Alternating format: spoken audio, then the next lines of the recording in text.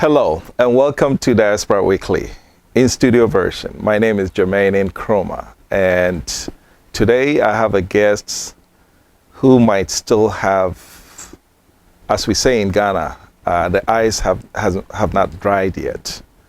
The only problem is she comes from a place where there is no ice, from Houston. But yeah, she's just arrived from the other side of the Atlantic, and she has a lot of perspectives to share. And so we're going to get right into it in just a minute. But before we go into it, before you get to know my guests, what do we always do? Jangle.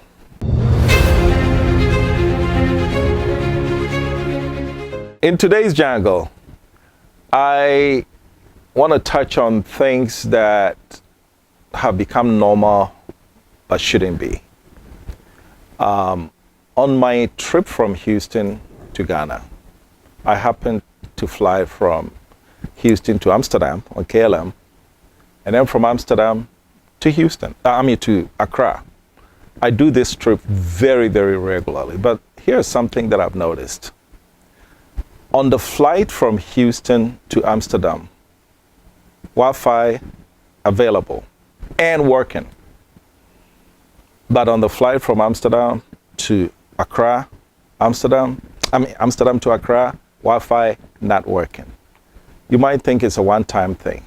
Has happened once, twice, 3 times. So on this flight, I actually brought it to the attention of a flight attendant. And she said, oh, this is just not working. I'm like, why is it not working?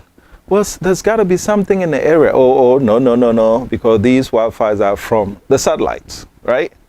Oh, man, it's got to be the plane. Well, why is it only the aircraft that's used on this flight that Wi-Fi is not working? So when I cornered her from all angles, she had to admit, well, maybe you can write to KLM. Maybe they'll do something about it. Meanwhile, while I was entering the aircraft, big old sign on the door, free Wi-Fi on board. Okay? So, but I wonder how many of us have flown this flight daily, months, years. Nobody raises any question. Why? Because it has become normal. We accept it. But is it okay for the same ticket, the leg from Houston to Amsterdam, Wi-Fi works all the time, but the leg from Amsterdam to Accra, Wi-Fi never works? So for today's jangle, if we as a people accept this kind of disparity in service, it's on us. And so long as we don't complain, what's the incentive for them to do anything about it? And I'll have you know that I have directed this to Ghana Civil Aviation, so they are aware of it. Hopefully they'll do something about it. For today, that's the jangle. Stay tuned and you'll meet my guest in just a minute.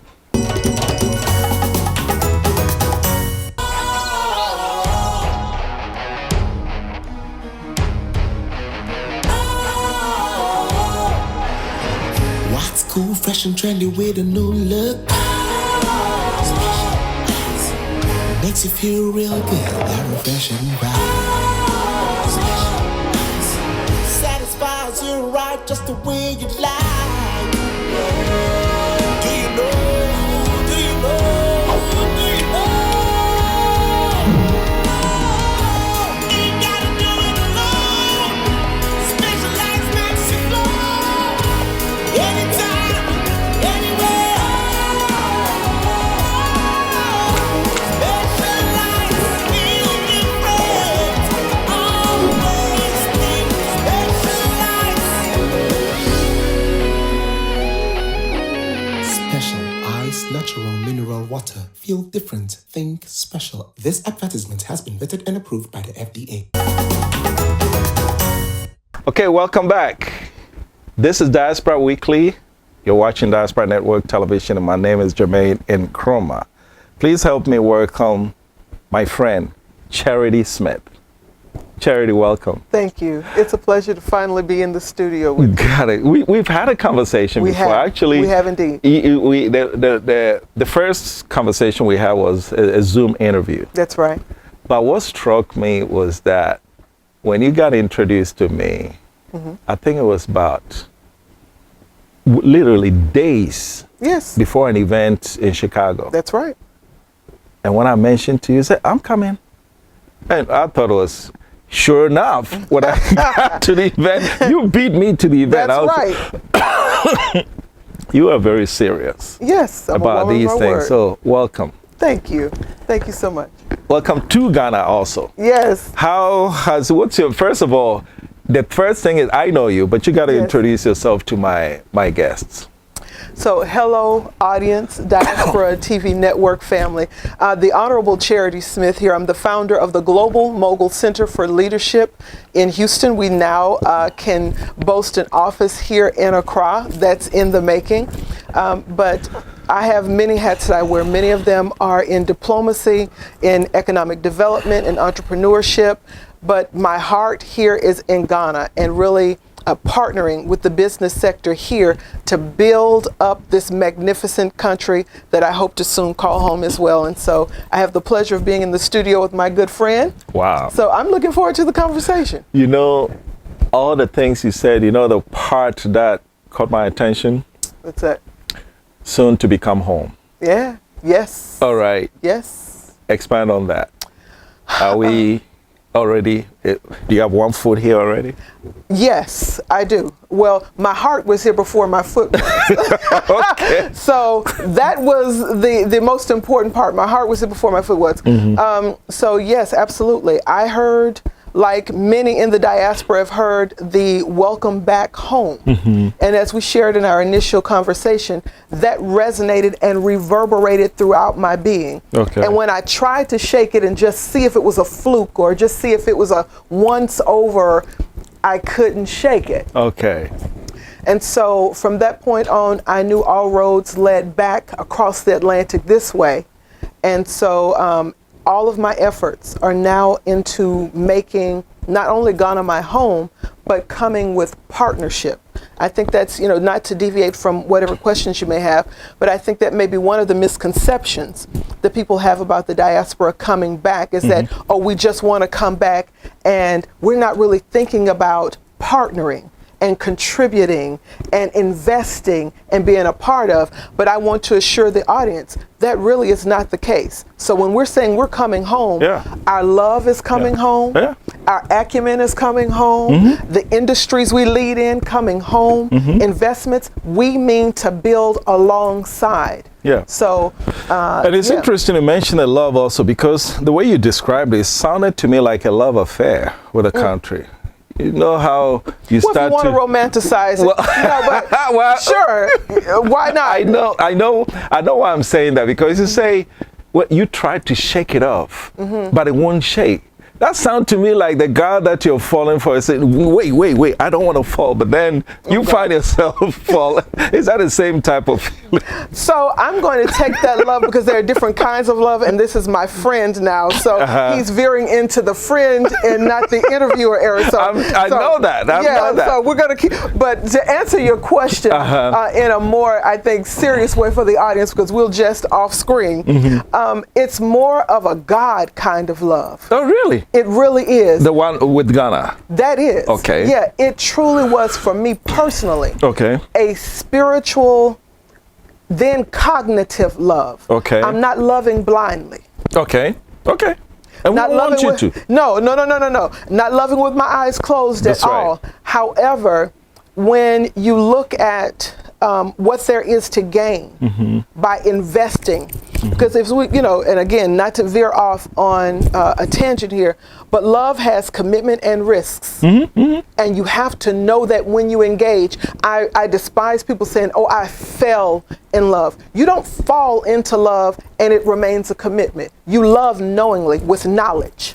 Knowledge is what keeps you in love, because what is love? Love is a commitment in the good, the bad, the ugly, the dirty, the sick, all of that. It's not just about, let's put it in these terms. It's not just about coming to tour and say, I'm here for the return and I go to Cape Coast and I do all of those things, the trappings, the emotional parts.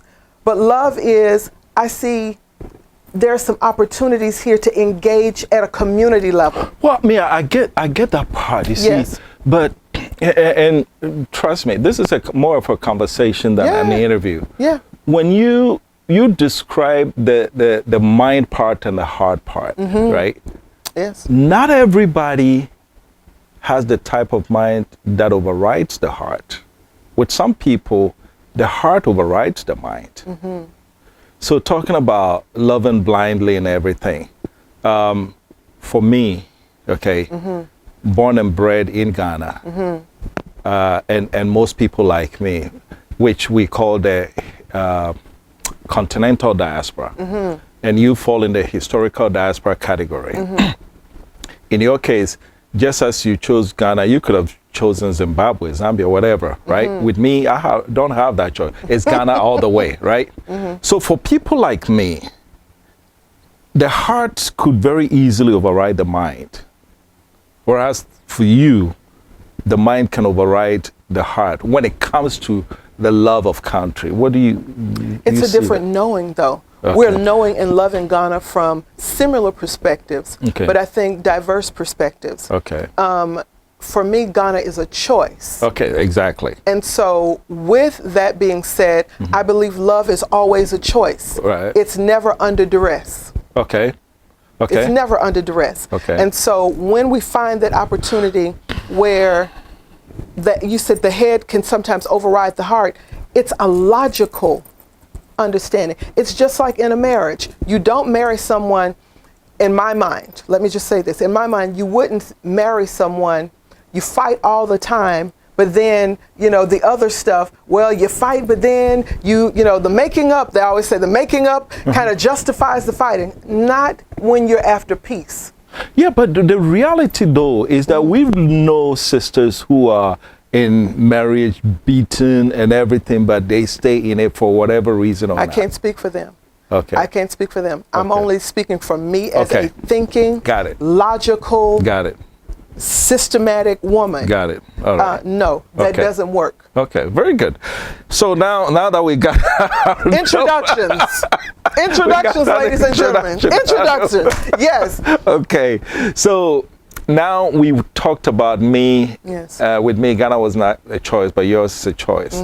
What if you had done your DNA test, ancestry DNA, and it connected you to Ghana? Would that change the dynamics? Well, it has. It has. Yeah, I think I shared that with you in our Right, first interview. Yes, it has. Okay.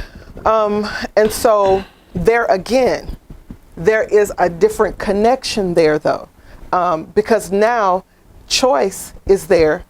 History is now compelling the choice. Right. So for me, it just it kind of how shall I say it? It reinforces the decision I already made. Yeah, but you know something else that just occurred to me. Your DNA results will give you a choice of a variety of countries, not just one. No. Most of the time. And for me, born and bred in Ghana, I assume it's Ghana. If I did my DNA, I wonder what it would show. I don't know, but I get what you're getting at. So even with that, because I am a member of the diaspora, Right. yes, there were other choices. Right. But let me just say very clearly, I think what weighed the scales for Ghana is that there was a very clear and succinct and Policy. specific invitation Okay. that no other country, to my knowledge, Okay. has ever made. The year of return. The year of return. Okay. So with that invitation, to my knowledge, it's the first time in history Yes. that the diaspora has been asked, Right. hey, brothers, sisters, daughters, home. son, come back home. Right. So regardless of where you find your ancestry on the continent, Okay. a welcome Yes. is always warming. You know what? I got it. And you're right. Ghana did it first. Just like we were the first out of the Sahara to obtain independence, we did it first. But it's noteworthy also that since we did the year of return, Yes. other countries have also Yes. extended that invitation. Yes. Is that the same? Does it resonate the same way as the first one? Now you're getting into my bias. And so I don't know. I'll just say it this way. With Ghana being the first, I think it positions Ghana very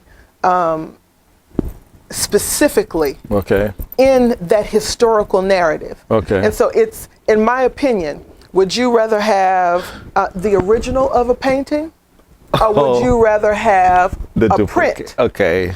All right. And not to call those other invitations disingenuous or unauthentic. Of course they're not. That's not what I'm saying You're at right. all. What I'm saying, though, is that Ghana has positioned itself really uniquely in the historical record for that. Right, And right. so there is something to be said about the first, the Okay. firstborn, the original. It kind of all goes within that narrative. Yeah. When you come out of the gate as the first, everyone else is compared to the original. That's true. All right. So the next question, after the introduction that was supposed to take a minute, but now has taken, That's your call. That's your call. was the mission. So is that is that what drove you to Ghana? The mission, your current mission to Ghana. What's it? Is it testing the waters or coming to augment the first? Because you've been here before. Okay. Yes. So what's this mission about? This mission was getting a closer look. Okay. And so now that we're past the year of the return, and Right. now that we're past the tourism part, Okay. it's almost like courtship, for Okay. a good analogy. Okay. At first you have the honeymoon phase, and everything is wonderful and everything is right, and the best face is always presented. Makeup is always on, and you Okay. know, it's always right. That's But right. then over the course of time, you need to see the situation Beyond. past the veneer. The mission was about that. Okay. Getting past the veneer. Okay. And really getting to know the interworkings, if you will, Okay. of how private sector in the diaspora can now partner with private sector in Ghana for real substantial economic growth. Okay. Not pontificating. Where is the synergy? That's what this trip was all about. Where is the opportunity? Who are the partners? Where is the mindset? Right? Because everyone at the table has to have an unction, a proclivity, a willingness is probably Okay. a better word. That's good. To have these kinds of conversations. Right. So who are those people Okay. that we need to now engage Very good. with serious dialogue about this? Because, I mean, you can only ride the year of the return for so long. When we get back, then what? Okay. Okay. You know what? Hold that thought, because we're going to go on a quick break. When we come back, we're going to find out, now that we know what the mission is, we'll get into the nitty-gritty of the mission. Stay tuned. We'll be right back.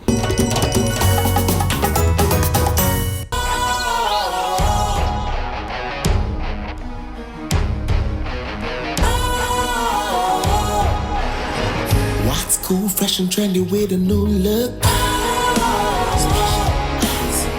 Makes you feel real good, that refreshing vibe. Satisfies you right just the way you like. Do you know? Do you know? Do you know? Ain't gotta do it alone. Specialized makes you glow. Anytime, anywhere. Specialized, feel different. Always think specialized. Special ice, natural mineral water. Feel different. Think special. This advertisement has been vetted and approved by the FDA. Welcome back to our continuing conversation with Charity Smith. When I was introducing you, I forgot one name. You have a unique name that I have forgotten. It's among your title. The name you forgot. Miss Mogul? Miss Mogul. There yes. you go. Yes. Yes, Miss Mogul. I have now expanded that into the honorable. So The Honorable. yes, the Charity Smith. Honorable Charity. So Miss Mogul is gone. No, she's the brand. Look, She's the brand. Yeah, I was saying Oh, she's yeah, the yeah, brand. yeah. Okay, I Yes. got it. All right. So our continuing conversation with Honorable Charity Smith from Houston, Texas. Houston specifically, I think, was it Woodlands or where? I'm not too far from the Woodlands. Yeah, Okay. we All right. won't give all of that away. We but don't I'm want to not give too all far that from away. there. And interestingly enough, from way up there to Sugarland, that's like about a good 50 miles. Interesting. All right, so you came here to look behind the veneer, to look behind what's after the year of return. And it may interest you to know, and I'm sure you probably know that already, that the year of return has now been followed by the beyond the return, which is where all these things are being looked into.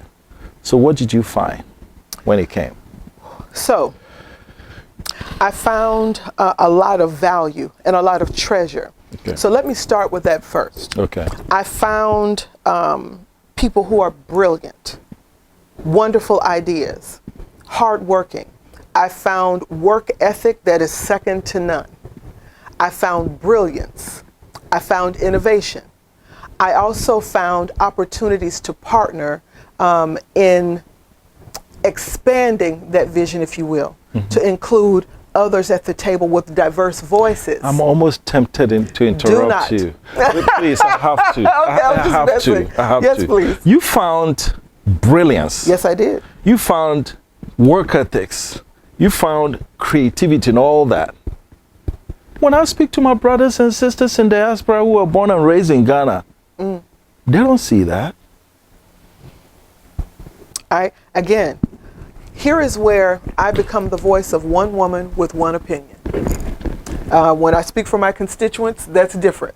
That doesn't mean it doesn't exist. I agree But with when you. I speak to them, all I heard, Ghanaian people are lazy, the bureaucracy is this and that. But you're seeing something different. Completely different. I'm not sure where that narrative comes from, so I won't speak to that. Okay. But what I have specifically found are those dynamics in personality and in character that I shared with you. And so what that says to me that I am in the right place. I'm encouraged by that. Wow. I really am. Because what it says to me is that there is the opportunity now for long-term collaboration. Okay. And returning now can be past kind of this ethereal thought, and now it can be a tangible, working, systematic entity that both are experiencing simultaneously. I'm going to say something controversial, and you don't have to have me back after the show, and that's No fine. problem. We both, on both sides of the Atlantic, we need to experience what that coming together really feels like. Hitherto, you all have stood alone as Ghanaians, or let's just say the continental diaspora, regardless of country. You stood alone, unified, independent, sovereign, what have you, but alone. In the diaspora, we have created nations and communities, and we have had to stand alone. Whether it's white supremacy and racism and corrupt business practices in the diaspora, or whether it's colonialism and some other variation of corruption, we've all had to kind of battle that in our own silos. For the first time, we have the opportunity, I felt that one. For the first time in documented history, we have the opportunity now for the strength of both to come together and now create a unified front. Is it going to be perfect? No. Whenever, and I liken it to this, sometimes when people have something maybe in an accident, farmers sometimes can lose a hand in farming. But if you save it in time and reconnect it, you have the opportunity. If it's a healthy body, I'm giving you something, it can reunite because the blood is the same. Come on, hear what I'm saying. The cells are the same.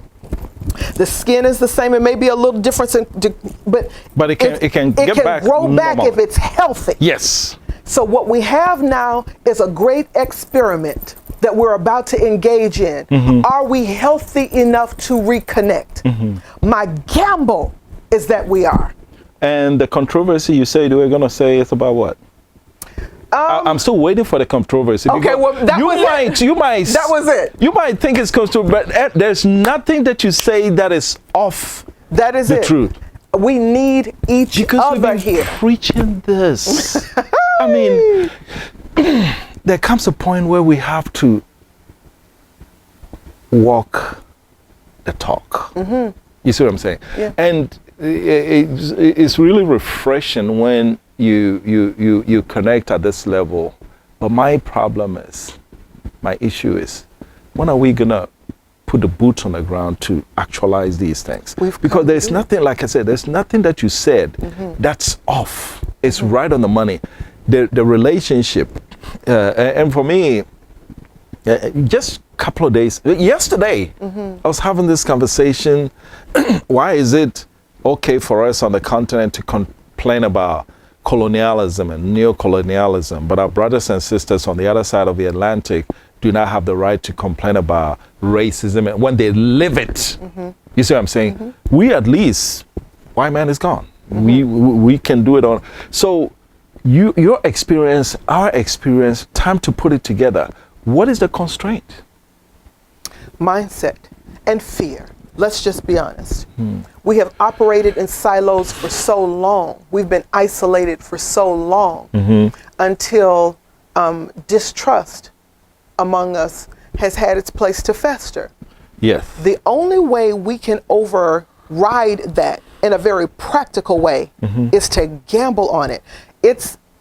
And we had this conversation in our initial interview. It's not going to be perfect. No. It's not going to be easy. Yes. There is nothing about this process that's going to be cavalier and easy, and that is not what love is. Love is not cavalier. Love isn't easy. Going to scripture, love endures all things, hopes all things, believes all things. That's what we're after right now. How do we make that coming together come back? It's going to take each and every citizen, leader, business leader, industry leader, economist, professor, provost, student, yard worker, construction worker deciding. But you know something? The distrust, like you said, has festered for so long that if you and I decide to take a chance on overriding the distrust, the very first temptation, I said it, they're like this, they're like that, and then we cut the cord. But we're willing to overlook the elements of distrust with other people. But when it's with us, the first sign of disrespect, you see, I knew it won't work. And then we cut the cord. How do we overcome that? So I'm not God or a psychologist, but what I can say is this. I would ask the question, if your child fails you the first time, do you cut off your child? Nope. If your spouse disappoints you the first time, do you cut off your spouse? If your mother and father in some way embarrass you or dishonor you? Nope. It's the same kind of concept. It's you. I would ask you okay, let's get real personal. Yeah. If you fail yourself, do you give up on you? Don't have the option to. I think I've made my case. That's it. All right. So now you've been here. You've seen opportunities. You've seen brilliance. You've seen that. So these are the drivers. These are the ones that are going to say, okay, I'm in the right place. But I'm also sure that if we paint the picture too glossy, there's also risk there. I'm sure since you've been here, there are some stuff that you say, is this the pause? Have you seen those? Of course. And without getting into the deep of that and the minutia of that, of course. Okay. But this is what I know. As I shared with the team that I brought with me, we're going to have battles regardless of where we are. For the first time that we get to choose those battles. It's different. So yes, there are challenges with every aspect of this process. Again, this is why we love with our eyes open. You come into this with your eyes open, with your acumen sharp, with your discernment. You see it for what it is. But then you decide, where do I want to put the best of my creativity or my money or my partnerships? Do I want to put it here where I can have ease, but there's toleration with that, and you know there is just kind of this, I don't even know how to explain it. There's that. Or do you put it here where you can clearly see there's some challenges. Yeah. There are some obstacles, some bumps in the road. Speaking of bumps in the road, yes. Yes. So all of that, literally and figuratively. yes. Okay. But when I put money or investment or ideas now into building roads and infrastructure, I've created jobs for people who look like my brother.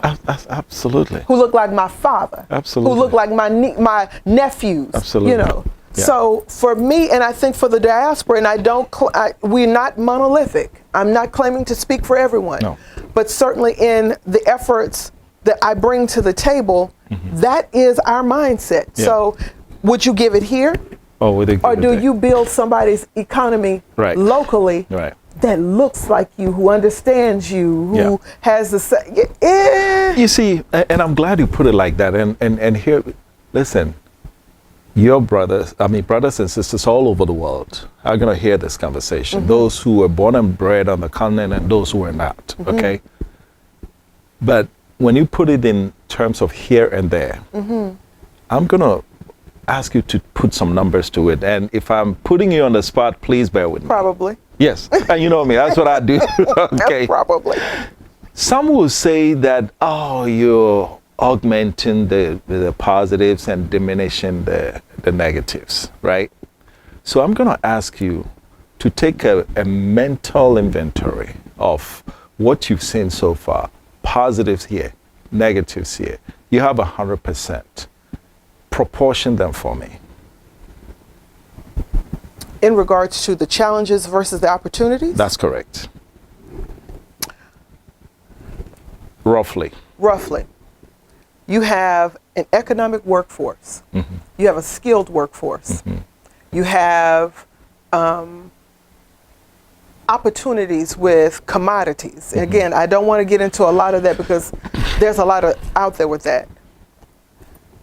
What are some of the negatives with that? No, I'm asking you to put them all, bunch them all together. Yes. All negative bunched together, all positive bunched together. They represent what percentage, respectively? Gotcha. Now I understand the context of your question. Yeah. For me, the positives would very likely be right now with what I know, 65 to 70%. Okay. Which is more than half. Absolutely. So I would ask then, if you're a betting person, Okay. are you wanting a scenario where you break even or you fall to the negative? Right. Or chances are you'll have more gains than losses. Okay. So if you're a gambling person, Okay. I'm going to go with the 65 to 70% Of the positive of the positive versus the 30 to 30% 35. negative. Okay. Because we can't ignore it's here. Yeah. But Right. So on that note, yes. since you put it, would you rather put it here or would you rather put it there, right? The 65 or 70-30 scenario that you painted that exists in Ghana.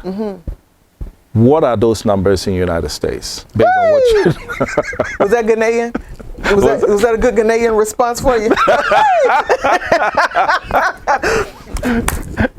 Brothers and sisters, I don't know if I want to go to the Caribbean with my accent or to Ghana. Here is the point I want to drive home. Don't laugh. Okay. It's an easy decision. Okay. When you empower your dollar and then you take your dollar and you put it in an economy that then empowers the economies of brothers and sisters, it's a win-win. This isn't just about the money for me. And maybe that may help somebody with their decision making. There is social collateral. There is cultural collateral. There is spiritual collateral. And yes, economic collateral. But the wins are not just economic. Yeah. The wins are cultural, their identity, they're social. It's walking down the street. I shared this with the hotel owner. My son is 13. He's almost 6 feet tall at 13.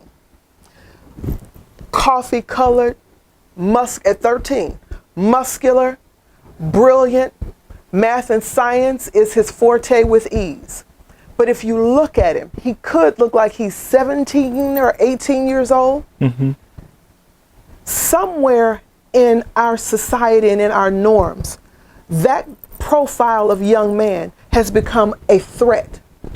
And he is becoming an endangered species, in my opinion. I only speak for me. So Not only yours, by the way.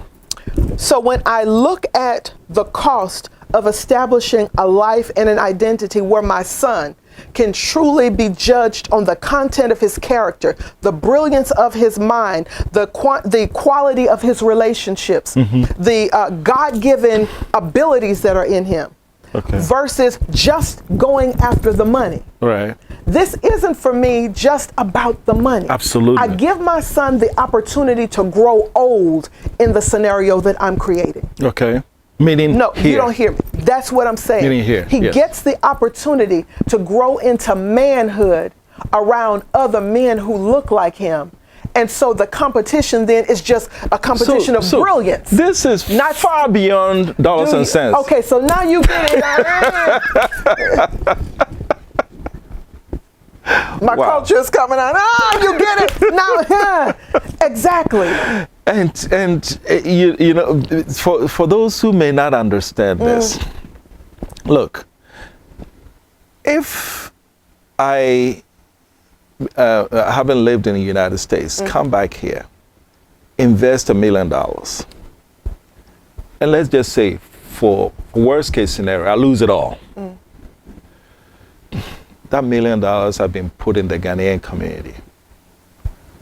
Somebody has benefited off of it that can now create a little bit of stores here. I may have lost the dollars and cents part, but what you're saying is that even in the worst case scenario that I lost money. And that would be worst. Yes. Yes. Even in that worst case scenario, Yes. you're still impacted people somehow over here. But if I were to lose, let's say from United States, I decided, no, I'll go and invest in Canada instead with the same $1 million, and I lost it. I think the pain would be worse for losing that money in Canada than if I lost it here. Is that, am I on the same page? So a loss is a loss is a loss. Of course. But I hear what you're saying. There are more opportunities to gain than economically. Right. So that's, I think, what we're driving home with this conversation is that there are more opportunities to win. So of course. So I would say then that economic part, instead of it being a loss, it's a delayed gratification. Right. There you go. There you go. It's delayed gratification. It's delayed gratification. Which is one thing that we as a people have absolutely no inclination. We don't like delayed gratification. We are an instant gratification people. But see, here is where we have to change, and I'm going to get on my soapbox for a minute. When you're nation building, and I'm not saying that from a pious, arrogant position. I'm not saying that. But when you have the nation and the people at heart, the sacrifices that dictate that necessitate waiting. Because the big picture is we all go, the organism go, the country goes, not just silos of people. What I'm after is a movement. I'm not after silos. And so what we, with Global Mogul Center, what we are suggesting is, yes, the economic gains are there. Yes, the business opportunities are there. But when you start talking about delayed gratification, when you're building an economy that is independent and not dependent on someone else, then you have to wait for all of those cycles to run through. Right? And so once we get through our dependence on everyone else's mindset, read between my lines. Once we get through with depending on everyone else's acumen, everyone else's idea of what the Ghanaian economy should look like, or what the Ghanaian infrastructure or government should look like, once we get finished with our entertainment of all those other ideas, and we come to the table as sovereign people under God first, and then as a sovereign republic, and we decide this is what we want, and we'll invest in manufacturing, we'll invest in refining, we'll invest in logistics, and we will remove our dependence on everyone outside of us, because finally we believe in us. That's when it But really we have to be able to wait till everyone gets to that place. And that's the delayed gratification. And so now here is where the love factor comes in. Love can wait. If it's good, if it's real, worth it. If it's real and if it's worth it, Yeah. love can wait. Yeah. We can wait Yes. until we process all of the toxins and Okay. all of that out, You know, and we get back to us. now, with this, we have to go on a quick break. When we come back, we're going to wrap it up with what you're taking back with you.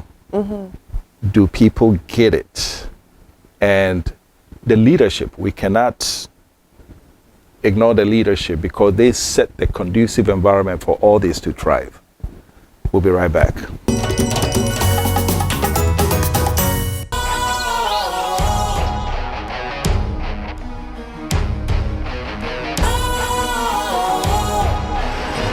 What's cool, fresh and trendy with a new look? Makes you feel real good, that refreshing vibe. Satisfies you right just the way you like. Do you know? Do you know? Do you know?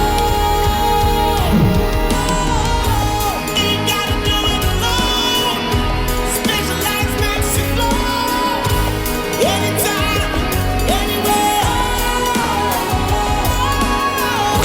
Specialized, feel different. Always think specialized. Special ice, natural mineral water. Feel different. Think special. This advertisement has been vetted and approved by the FDA. Welcome back. This is Diaspora Weekly. My name is Jermaine Nkrumah, and we are on our continuing conversation with Honorable Charity Smith, formerly,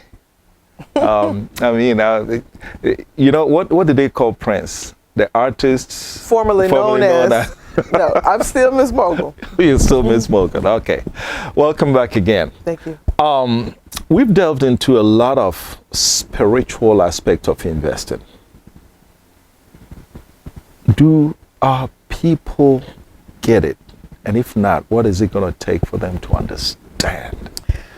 Let me tell you how much we get it. Okay. Without provocation from anyone else, we heard return. We had the president come and give the invitation. Prior to that invitation, though, there was this interest in returning. Now, throughout the diaspora, we keep hearing these conversations about returning home. Okay. People get it. We're finally waking up and saying, or asking ourselves, do I want another generation of this? Is this all there is? And we're coming up with a profound and resounding no. What we're experiencing okay, so we've made some strides economically. So, you know, oh, you have the right to vote, but they're attacking that. So with all of the gains that the continent looks at the diaspora and says, well, you know, you all have had this, this, and this, and you have the gains. They have never been fully ours, in my opinion. Here's where, again, we are not a monolithic people. I am one woman speaking one voice. But we have not had those gains without threat of reverting back. Even now, look at the state of Mississippi, look at Florida and some other all places. over the place. All over the place. There is this threat, this tension. And, you know, we can go into 2020, 2021 with George Floyd and all of that. We don't have to get into all of that. But the point I'm making is, with all of the hard-fought gains, they can be so easily lost. On that note, I have this perspective. You know, I appreciate the coming back together. That's what I live for. That's what this station is now called Jermaine TV. It's called Diaspora Network Television. Yes. All right? But then I struggle with this part. The struggles that went in to get all those gains. If you, I mean, I have to ask you this because I'm born and bred here. You were born and bred in the United States. Is it worth staying and fighting to consolidate those gains? Or if you decide that no, I'm going to come home to raise my child in an environment that's good for him, are we, one, negating, abandoning the fight that the MLKs of the world and the Rosa Parks? That's a good question. Yes. Are we abandoning that fight? Or whose America is it to start with? These are all things that we need to get into. So don't get me into that. Censorship is real. So this is independent media. Right. But there are other voices and ears that I speak to. So I won't get into that. Ask me my personal opinion of that off camera. And yes, I can tell you that. Right. But I'll say this. All of the gains that all of the historical figures have made have not been for naught. They were the springboard, in my opinion. So here is where every living, breathing person has to decide, is it worth it for me to continue to engage this system? Now, they tell me that if you continue to do the same thing and expect something different, the clinical definition is insanity. Right. So for all you thinking people, sit with that for a minute. Okay. All right. So if you continue to do the same thing and nothing changes, you vote every cycle, you put people in office every cycle, and I'm not anti-government by no stretch. But so that connotes that, in your opinion, nothing is changing. Didn't say that. Okay. I believe that the engagement is still there and we're still engaging it, but now we're getting to a place where we're vocal about that engagement not meeting expectations. Okay. And so now we're looking outside of this engagement to answer those questions. Where do I belong? Right.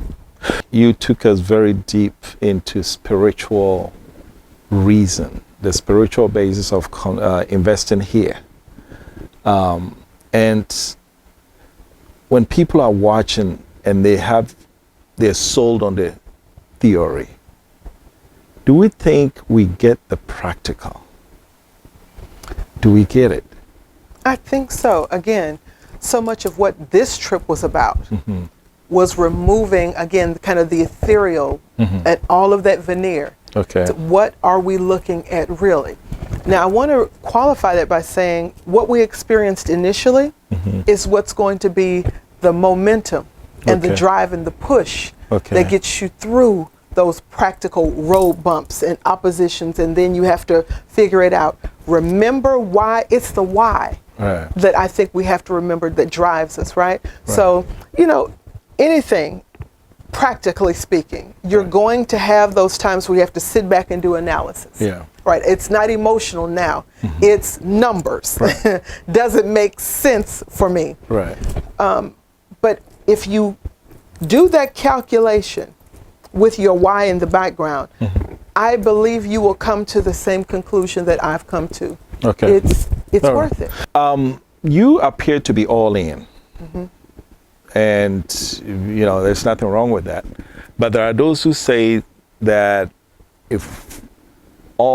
and we know not every brother or sister would be all in, just abandon the place, United States or the West, and come over here. But the more people who are all in, is there a possibility of abandoning the fight, civil rights fights that have historically brought brothers and sisters to where they are today? So I think, again, that's a very personal decision that everyone within the diaspora needs to make for themselves. And so while I won't, again, try to stand in the place of arrogance and speak for everyone, let me just speak for me. I believe the civil rights movement, let me get really personal.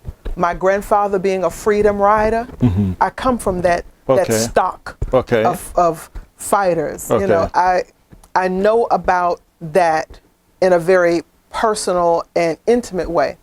And I don't believe my grandfather fought for me to not have the power of choice. That's really what civil rights is all about, the power of your choice.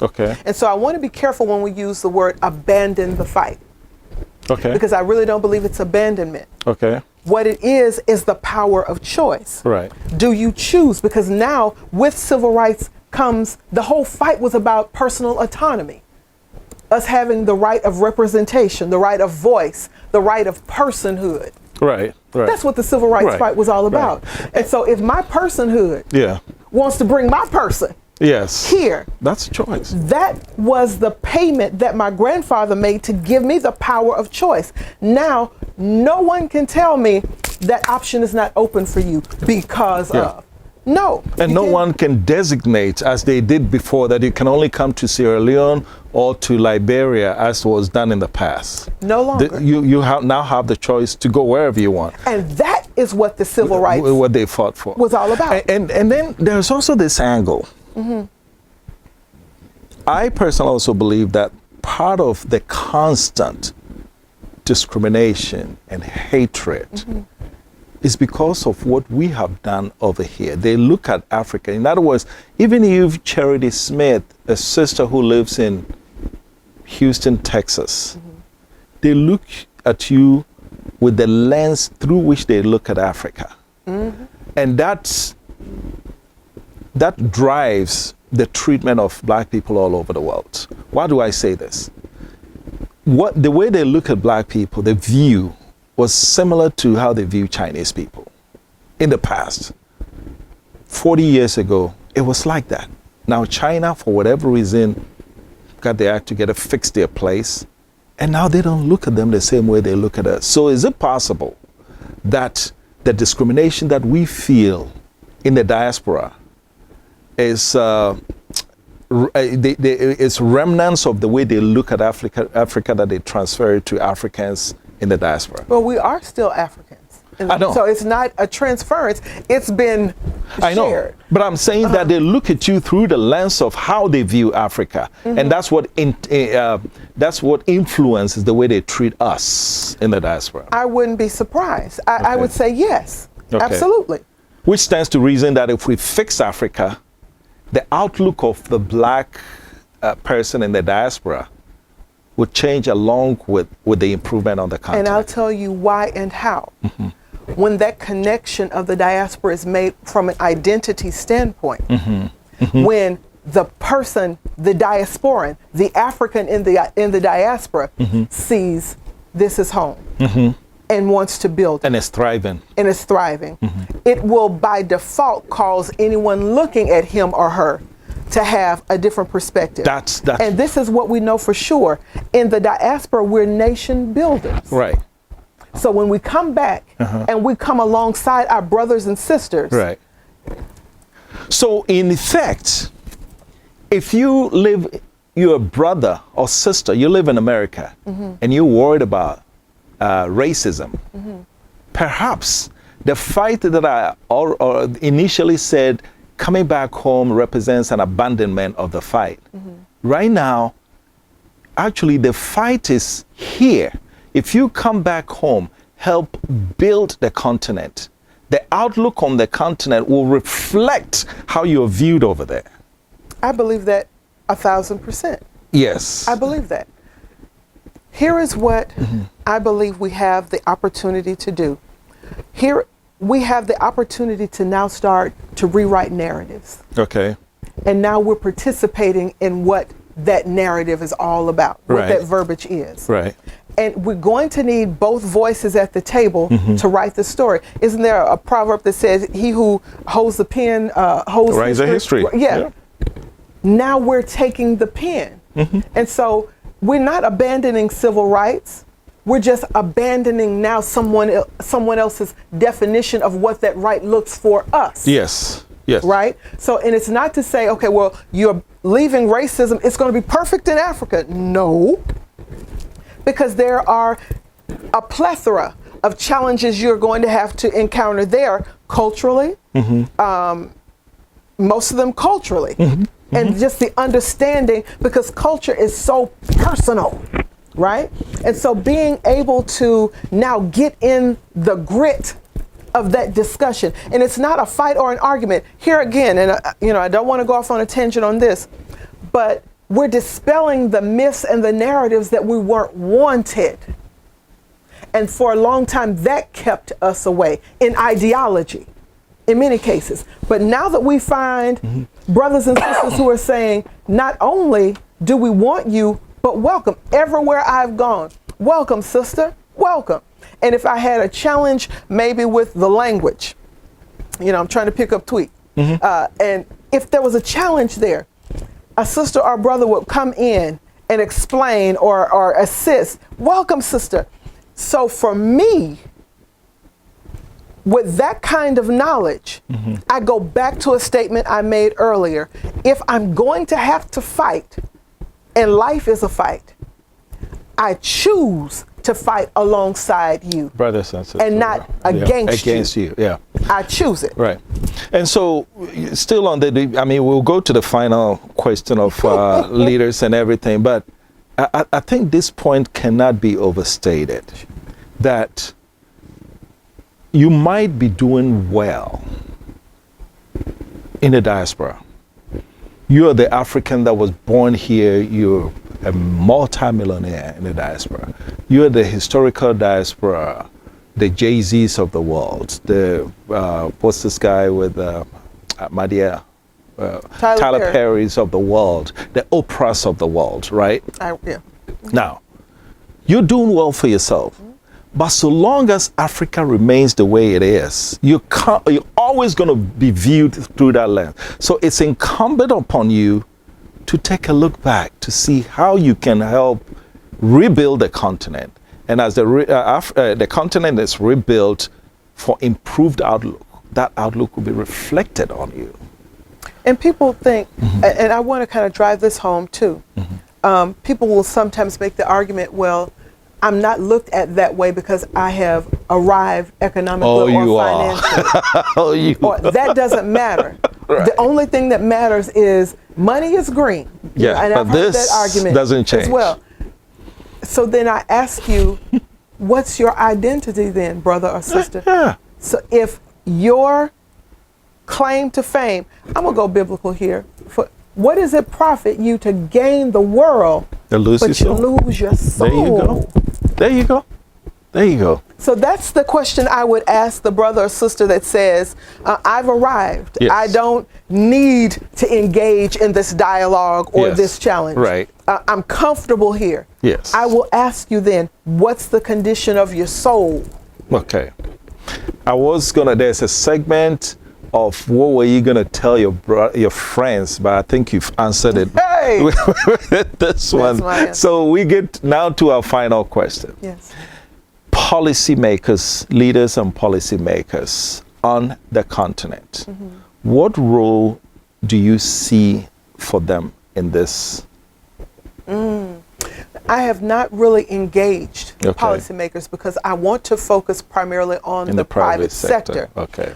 That's where I'm my best, and it's my niche. Okay. And when you talk business, there are just some universal ways of communicating, and you can kind of expedite objectives when you have a universal communication. Yeah. The political climate here is very nuanced. Did I say that really sweetly and nicely? Very. So with it being that nuanced, it would be a quagmire for me to jump into that. I think that's not where I'm best. The diaspora and the continent can best engage me and vice versa. Yeah. In public sector. Yeah. Well, except that the private sector here, the relationship, let me put it this way, the challenge that's ingrained into the relationship between the private sector and the public sector is far higher than that which exists between the private and the public sector back. And I'll give you an example. I was on the phone driving with my earpiece in Houston. I was driving to go and register a business, right? And I parked at the county office. And I said, okay, I'll call you back. I'll call you back in 5 minutes, right? Just the same, like casual conversation. And then I went in, registered the business. I came back and sat in the car, started driving, and I called. And then this person in Ghana said, oh, wow, as for Americans, when you say 5 minutes, you mean 5 minutes. That's what he said, right? But when he said that, it hit me is that, wait, I just registered a business in 5 minutes. Try registering a business in Ghana in 5 minutes. That's where the policy and the private sector comes. So even though you may not have business with the public sector, if the policymakers don't get it right, your private sector can go so far. That's what I meant. And again, without being completely familiar with that, just in that scenario that Yeah. you've used there, I would think it's prudent Yeah. then for policymakers to listen to business leaders, because policy is based upon the well-being of the people. Absolutely. Well, how do you Absolutely. quantify well-being? Yeah. Usually it's economic. Yeah. Usually it's lifestyle, opportunity, the ability to finance a business, it's capital. That's usually how we quantify what's well-being. And so if policymakers are truly after the well-being of the people, Right. and industry and business are saying, we see a way forward here, then my humble request would be remove historical bureaucracy and let's try a new thought in doing this. And it does not by any stretch disqualify the voice of the policymaker. We can't move forward without that agreement. I think what needs to happen here is a rethinking of relationship. The mindset piece, yeah. It's a rethinking of Yeah. how now we operate for the good of the country. Yeah. Not to pontificate about whatever issue there may be. Yeah.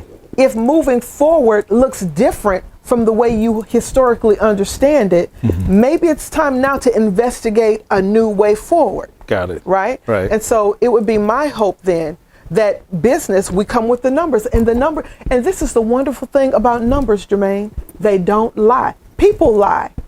And people can finagle the numbers. Please don't. Numbers But they don't. never lie. You go with numbers. Numbers are a universal truth. Right. Right. It is what it is. What it is. You can't shake it. So, well, I'm going to thank you for making time. This has been a really, really, really enlightening conversation. But I'd like I'm sorry, it's my microphone. finally, as you get on the plane tomorrow to go back, what are you going with? You came here to look further. What are you going with? More inclined to, excited, now I want to come back. Oh, maybe what is it? I'm going home with a realistic hope. Oh, Jesus Christ. You have a way of putting things in. Wait. A realistic I'm hope. going home with realistic hope. Okay. The Bible tells us that hope makes not ashamed, Okay. right? But we need to understand, though, hope is not the end of it. It's just really kind of the ecosystem that we build our reality in. Hope is the reality we build in.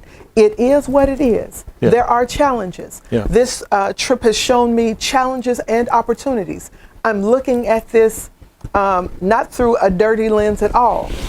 It is what it is. But I go back to our conversation at the top of the hour when we talked about love and how love walks into that engagement with his or her mind and eyes open.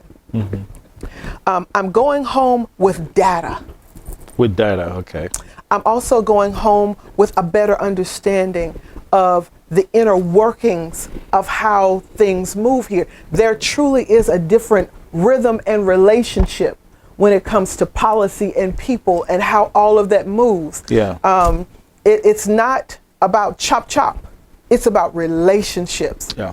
And so I'm going home with that and really going to reiterate to the diaspora, invest in the relationship. Yes. Not always this other stuff, Yes. but get to know the people. Yes.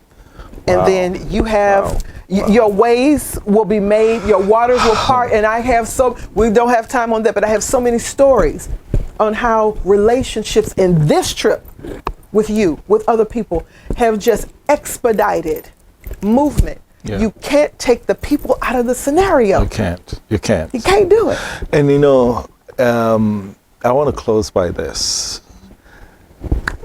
When you mentioned realistic hope, I have to admit a part of me said, but it's not negative. It's actually positive. You see, there's a way from the diaspora when you're looking at opportunities in Africa, Ghana specifically. There's a hope, unqualified hope, right? Mostly it's even as good as looking at everything through rose-colored glasses, right? But then when you come on a fact-finding mission, just like if you want to do a business, hey, I can do this, wow. But when you start doing your due diligence, you say, okay, there's this I need to be careful of, there's this I need to be careful. That's the realistic hope that you're talking about.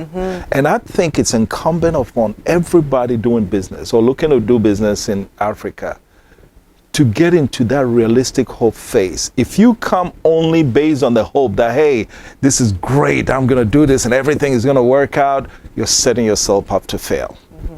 You have to have that realistic hope. And with that, that'll force you to dot all your I's, cross all your T's before you take the plunge. Before we go, I want to, talking about realistic hope, Yeah. I want to let you all know that this beautiful outfit that I'm wearing tonight is from my adopted daughter here, Grace Couture. She doesn't know that I'm plugging her business, but you can find her on Facebook and on Instagram. Also, Belle Afrique. So check out both of those designers, but I'm wearing her. Grace, please spell the name. Grace Couture. You can spell the couture. I don't have it in front of me. So just look for Grace Couture on Facebook and Instagram. And you will find her design. She is kind of my adopted daughter here, and she's the director of the Roar Women's Network Ghana. She created this design for me tonight. I don't mind the plug at all. Thank you. Grace, if you can deck my sister in this, you deserve the minute or two on the show. And on that note, I'd like to thank everybody for watching. My name is Jermaine Nkrumah for Diaspora Weekly on Diaspora Network Television. And our guest today was Honorable Charity Smith. Thank you. Thank you. Very good.